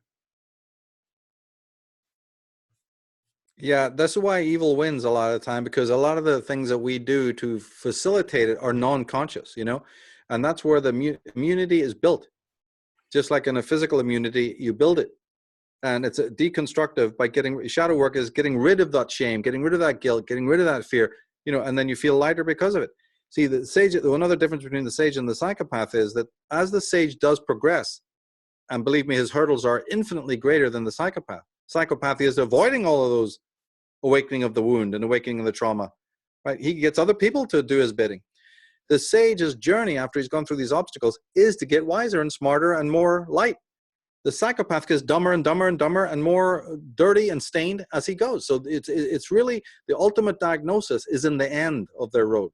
It sounds in a way sort of anticlimactical to say that, oh, I got to wait for the end. Well, I didn't invent that. That's fate, mate. You could be living with somebody all your life in your family that doesn't show their traits until they're now given power. What happens when that brother that you just thought was absolutely wonderful, right? But now he's given the reins of power in a company or a business or in some other situation where you're dependent on him, and he's made all these promises, and suddenly he completely capitulates, becomes an alcoholic, or sells it out, or in some other way, reneges on what was said, or a mother or another colleague down the line, showing that now that they've suited up, they capitulate. And even in yourself, you're going to be faced with those challenges, you see? So but as I said, the sage becomes a sage mostly, when he you're talking about the future and the importance of it. Yeah, in the future is really where that attainment is there. But you have the future as a mental concept in your head. And it's extremely important that you do, because many of the great troubles with teens, right, their depressions, their suicidalness and all, is because one part of their psychology that Freud called the ego ideal isn't functioning properly. And that is directly related to parents. So again, this bullshit that tells you that nobody else is responsible but for yourself is so vapid and so disgusting a lie. Because the programming that led your ego ideal to fuse is directly connected to the parents and the upbringing, and also of the wider family, and then again of the wider community. If it's functioning, then in a person who's gone through living hell even as a teen or a youngster, but because this ego ideal is working, and they can, like I said, find a C.S. Lewis or whoever, right? Somebody that's inspiring them, a Khalil Gibran or whatever, right? Or again, a more modern figure. Those people can go through the same quagmire, but still retain the wings to fly, to the mountain peak. So this thing starts in parenting. I've dealt with the male psychology, the female psychology, the child psychology. It's all definitely deeply involved in all of that. But the premise is that the psychopath is of the opinion there is no spiritual path to be walking, so he doesn't walk it. His psychology is, what are you talking about? Spiritual path? I just got to get rich, powerful, right? It's dog eat dog. The sage is saying, yeah, I've gone through all of that. It's like Immanuel Kant said, I know that what I know is right. The German philosopher. I know that morality and ethics is true, because after the evil man is lying in his bed at the end of his day, ready to die, he'd sell everything, all his ill-gotten gains, if you could bring him into that room. He envies the moral man whose conscience is clear. What greater proof, Kant said, and granted, he said it was very unintellectual. It's a very practical, phenomenological, observable, empirical fact. But all sorts of things, come out of this. Because obviously, the good man, the sage, doesn't envy the evil man at the end of their lives, but the evil man does envy the moral man. What does that tell you? That evil is a lie, and evil is fallacious. And even if the person, they're stained with the dirt and the memory of what they know that they've done all through their life is rotten, wouldn't that evil man now give all his ill-gotten gains to have that pure heart? Right. Then you tell me, society, what freaking better proof do you need than that? Such a simple thing, and yet so true and real and pragmatic. You're always asking for empirical evidence, and then when I hand it to you, nobody accepts it. Well, then the ball's in your court, mate. Don't accept it. Fine. But don't claim that the evidence isn't there. The evidence is absolutely there for the veracity of the ethical life. And part of, as we're talking about in our conversation, part of that ethical life, right, most of it stretches to the deeds you do for other people. Yeah, what about the deeds you do to yourself? See, my focus has not been in my whole work the deeds. That's why I don't have any political message in that sense. Right, I have political thoughts and messages, but not in this sense. because I know that you won't get to those. Nobody can implement any of that unless they first have a relationship with themselves that is ethical, that is moral. And do you know how many people teach that? Zilch. We got an awaken, you know, they're calling it what? The truth movement on. One day, maybe, when the meter, you know, turn the, you know, you're spinning your wheels in the gutter. It's a human being, the premise one. Know thyself. They couldn't make it any easier. I mean, it's just 2 words. Does anybody ever bother with what it means? No, they're following some guru or some ideal or some path. That's what psychology is based in. Psychology, the psyche, right? The logos, the way, the structure, the understanding of the psyche. Philosophy, the love of wisdom, right? But it's all implying emotion. It's all implying a journey. Now, as I said, the psychopath isn't on that journey. So you're dealing with a real weird species when you study psychopaths, even if it's just your common and garden one or something, you know, far more powerful. But you're dealing with a very unusual species that in many ways is in quagmire spiritually. You know, and on the Psychic Vampirism website, I talk about ways to test for it. You know, and there are ways you can test for it. But you won't be able to test for it, no matter how many, you know, bullet points somebody like me gives you, if your own sensitivity and your own intuition is dead. So there's layers and layers to this, right? But I'm talking about a sensitized person who's learning how to speak to themselves and with themselves, who's listening to their body, is aware of the moods that they're in. You know, the mood is very important when people come in and out of your life. Because so much, if you know, just this point is very important to make for those people who've been surfing the net about narcissism and psychopathy. You will agree, right, that you keep hearing the advocates and the teachers keep on telling you not to have what they call negative people around you. Now, what these fools don't realize is that this leads you nowhere, because there are many very negative people, as you might at one point think it, and yet they could be very wise people. So the message that most of these people are handing out is actually very dangerous in many ways. This is not about censoring what you consider to be slightly depressive or pessimistic or just sort of a little bit more introverted people. That's what it's becoming in this movement. I've already saw that years ago, and by God, it is continuing. Well, so what do you tell me? I have to have these bright narcissistic people that you just described yourself, you know, that come across real cool and everything's fine, and then, you know, you meet them and there's never any problem. It's the one seasoned world. So these people who have video after video after video teaching these subjects of psychic vampirism and narcissism have got it all wrong. Yeah, you don't want the psychic vampirism around, but all the psychic vampires I've ever met, and I've met at least 7 of them, these people don't have a shadow of darkness. They have no bullet holes, Ronnie. They're bright, breezy, effervescent, glowing, graceful, acculturated, doing well. Everything's a breeze. It's a birthday every day. What are these other imbeciles talking about on the net? You see what I'm saying? You got to see it. Oh, wow. So what I'm happening now is a bunch of narcissists are teaching other narcissists, yeah, I'm going to keep that person away from me because they're really negative. And then you define, well, in what way negative? Well, they're poor. They're always telling me they have no money and their job sucks. That's your definition of why you didn't have that person around? What is going on here? Absolute nonsense.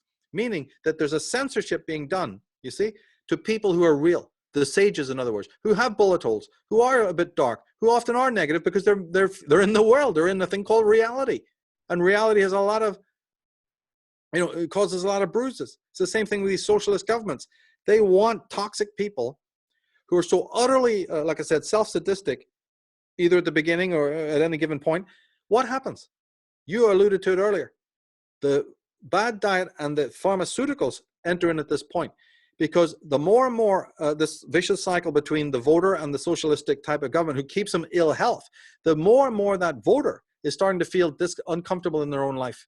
We've already said they are uncomfortable, but like I said, the sage's road is towards light. The psychopath is towards death and decay.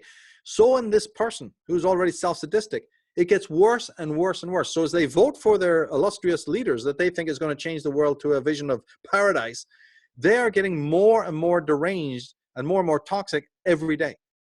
Who do you think comes in to solve that problem? Well, we already know. It's Big Pharma. So on top of all of the other things about your foods, you know, and your consciousness, Big Pharma goes in to say, we know that the feeling of existential, right, crisis in your life and toxicity is even deeper in just the passage of the last 10 years. We've got to make sure that you're on this medication. So, as we know, from the reports, the records of people taking this, even at different ages, and all, is escalating. It's absolutely incredible. It's absolutely skyrocketing, both in England, Britain, and also in America. And then the illicit drugs like meth, same thing, 40% up, 40% up. The police can't handle it. That is exactly the evil that I say needs to be studied. But you can't study it and come up with political solutions. They're psychological. They're always psychological and about how somebody is avoiding giving meaning to their own life. Psychic evasion, coupled with psychic self-sadism and all the rest of it, the autophobia, the stuff I deal with, in my work. Then when you've understood these principles and precepts, it's for you, then to go on like you're doing and then say, hey, for me, I want to, this will mean this. And for another person to say, it'll mean that. This is not a one-size-fits-all Michael Tsarion, spinner rack book. This is a journey of discovery, and it does have those goals at the end. Wisdom, yeah.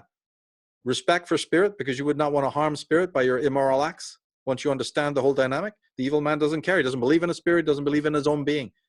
In fact, that's probably the key. His real psychopath is born out of his own self-sadism. It's born out of his own poor, negative relationship with himself. God need not even be involved in the matter. Spirit, or the universe, or the culture, or like you said, animals and their welfare. The man who's dead to himself, who secretly hates himself, even when he's got that big Prozac grin on his face, or he gets his high from kicking other people around, so he's always in a good mood. Of course the vampires are in a good mood. They're sucking you dry. They're dumping all their negative energy into your field. Of course they look great. Of course they're always happy in the middle of chaos. That's not spiritual. These dumbasses making these videos and try to make you, think that it is. I'm not going to have any negative people around me who pull me down. You haven't even got on the first level yet of understanding what's going on. The happiest people are more likely to be the vampiristic people, because they ain't got no problems. They've dumped all of their psychic energy onto you and other people before you. That's why you want to be around them, because they feel very effervescent and untouched by the problems of the world. Wake up. I mean, that's so key. That's so key to this. And I think there's a difference between optimism and perpetual happiness. Happiness is an emotion. It's transitory, just like everything else. There's a full spectrum of human emotion. I talk about that a lot, that we have to be willing. We have to be spectrum specialists instead of just focus on one little color on the color wheel, right? We have to encompass the full human experience. And one thing that came to my mind, when you're talking about like this, like one seasonality, hyper happiness, that's the only emotion we want to feel, or at least that's the projected image, is that, for people that are listening to this, and some people that like, this may be new, this may be totally new perspectives to you. And you may be like, whoa, okay, like this is resonating, but this is pretty full on. One thing I want to say, as a warrior growing up in the kind of like Bushido kind of culture, in the samurai kind of tenets, that was really like kind of my North Star, my moral compass, because I didn't have that kind of familial traditional upbringing of a father to take me through rites of passage. Thank God for martial arts. That took me through, and that was my fate and my destiny. I'm so happy for it. And one of the things that I get from that, and I get from this, is that it's better to be a warrior in a garden than to be a gardener who doesn't know how to use a sword, right? Like that's how I sum it up. It's like you may never need to use the sword, and hopefully you don't, right? We're not advocating going out there and slicing down illusions and delusions and cutting people out of your life or anything. But we do want to, that's the psychic inoculation, is that you got to know what's real. You got to know what's going on, and you got to know what the adversary is. Like, you got to, that's it. I don't know how else to say it. It's like, better to know how to use a sword and garden and take care of a garden and promote beauty, but also have a sword available just in case someone tries to stomp on the garden. Yeah. And this is what's missing in our culture. That's is one thing, I'm very skeptical of Eastern teachings and philosophies usually. And I've tried to make why clear in various articles and what have you. But the one thing that the Eastern traditions, particularly Zen and Taoism, have brought is this warrior mentality that used to be in the West. It really did. And it's nothing, the world, the nature has its own immunity. right? It casts off the rotten fruit. It has its winter cycle. Living in a one-season world is what our media has created and what people want for themselves, these banalities. And partly it's just programming. You know, the member said you're running from this old trauma. You know, our upper structures of consciousness, even though we're glad to have them, the ego structures, they're still built out of a dissociation, which is ongoing healing. I'm not asking myself for healing in 5 minutes. This is going to take history. This is going to take more process. But once you understand the dynamics of ego consciousness, then you don't have big expectations for them. It's a fragile, actually, a real good job. One day, you know, should sort of hug yourself and say, "Hey, ego, thank you very much for, you know."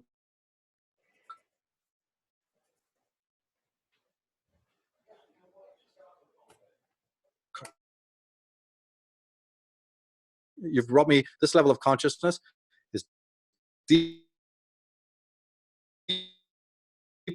problem kind. And that's why I'm pessimistic. That's why I'm optimistic about even what I see in the political milieu.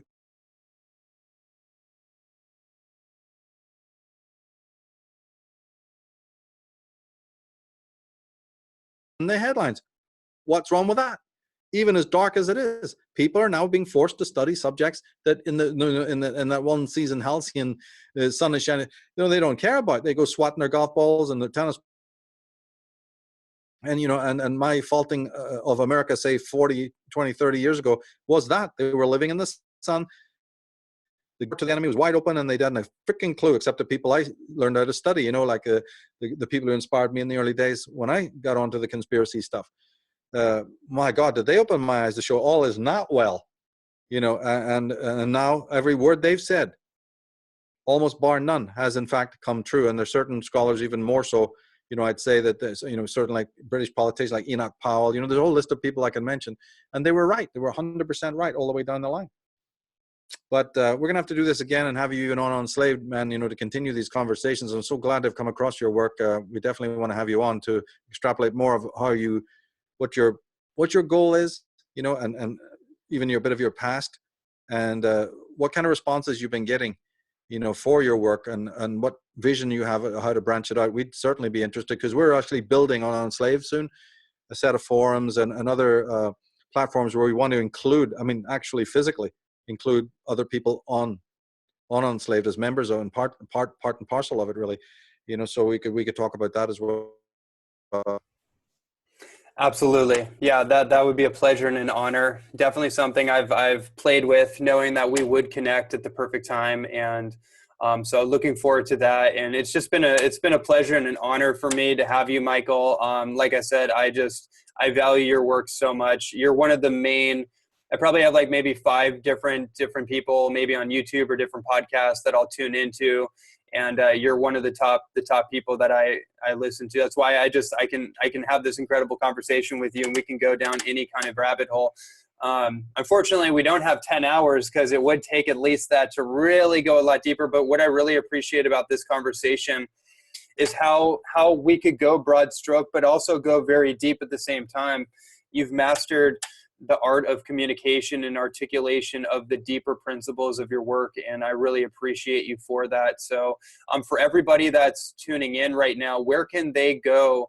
I know unslaved.com to look at, you know, where can they go to see more of a body of your work and the things that you offer in your books too? Just go to msar.com or michaeltsarion.com, and you'll see the link there for Enslaved. But on msar.com, you get, you know, access to the articles and books and a lot of other interesting. Yeah, mostly right now it's I've got about 14 different websites, so I use the msar.com, you know, and there used to be more. We got shadow banned 4 times, you know, but all in all, there was about 16 sites. I think it's less now, but it's still a lot of sites there, and some of them are really important ones, you know, like the Dragon Mother, which is a recent project, just starting that, and psychic vampirism. Well, they'll be able to get to all those sites from michaeltsarion.com or msar.com for short, and you'll see the link to Enslaved, where all of our podcasts are as well. And there's a lot of premium content, which is only for members, which is of the top drawer level, you know, going into very deep, much deeper into the stuff we're talking about. But then there's other interviews that David and I have done. There's the Path of the Fool. There's a back catalog as well. There's a lot of material actually to get into where we, I sort of over time bring out these subjects, because they're scattered in all of the different works. It's not like one work that does it all. It's been a constant re-looking. My work is very much like turning this Rubik cubes around numerous times, walking around it, looking at the thing from different sidelights, as opposed to dogmatically going, well, it's just this and it's just that. Recently we've done a lot of work with Chuck Morse on revisioning the whole Jewish aspect of conspiracy. We've really torn that apart, put it back together again. What can we learn? So I'm one that takes a particular phenomena in this movement and strips it down, and looks at its bare bones, and then reconstitutes it for another way, like in an article or something.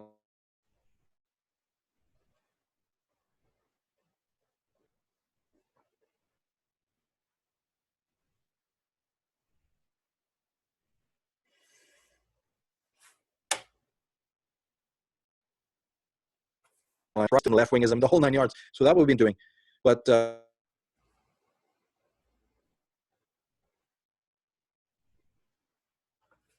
in that sense, they're just because in fact most of the ideas that I'm working with there, it was female psychologists who were already talking about it in the past. Because I've got that thrown in my face. And this is completely disingenuous. None of my work is to belittle anyone or to cast blame. It's all about responsibility, and most of the women that I'm in touch with all agree about what's happening, with the masculine and feminine dynamics, and those are the only kind of women I want to know. And the more and more that join us, the better it is, because this is a very strong thesis, and it's getting a really good response. But there's 2 articles there and a whole bunch of videos that people can come up to speed on that, and maybe we can come on and talk about that project in a couple of months, because as I say, we're going to be doing much more on it when other things get in the way get done. Then I want to talk about Dragon Mother a lot more in the media. Absolutely. It's definitely a fascinating topic, and that among many others. Would love to have you back on anytime you want. And just in this moment, thank you so much for joining us. I definitely recommend everybody that stayed along with us here through this journey, definitely go to unslaved.com. Definitely check out Michael's deeper work. That Unslaved website, the podcast, all the different material, the divination side of things, the tarot reading, like the real authentic tarot divination arts, like that stuff like opened my mind on a whole nother level. It's still need to go a lot deeper for my own education. So I really appreciate it. I know so many other people will too. And look forward to having you on again. Thank you very much, Ronnie.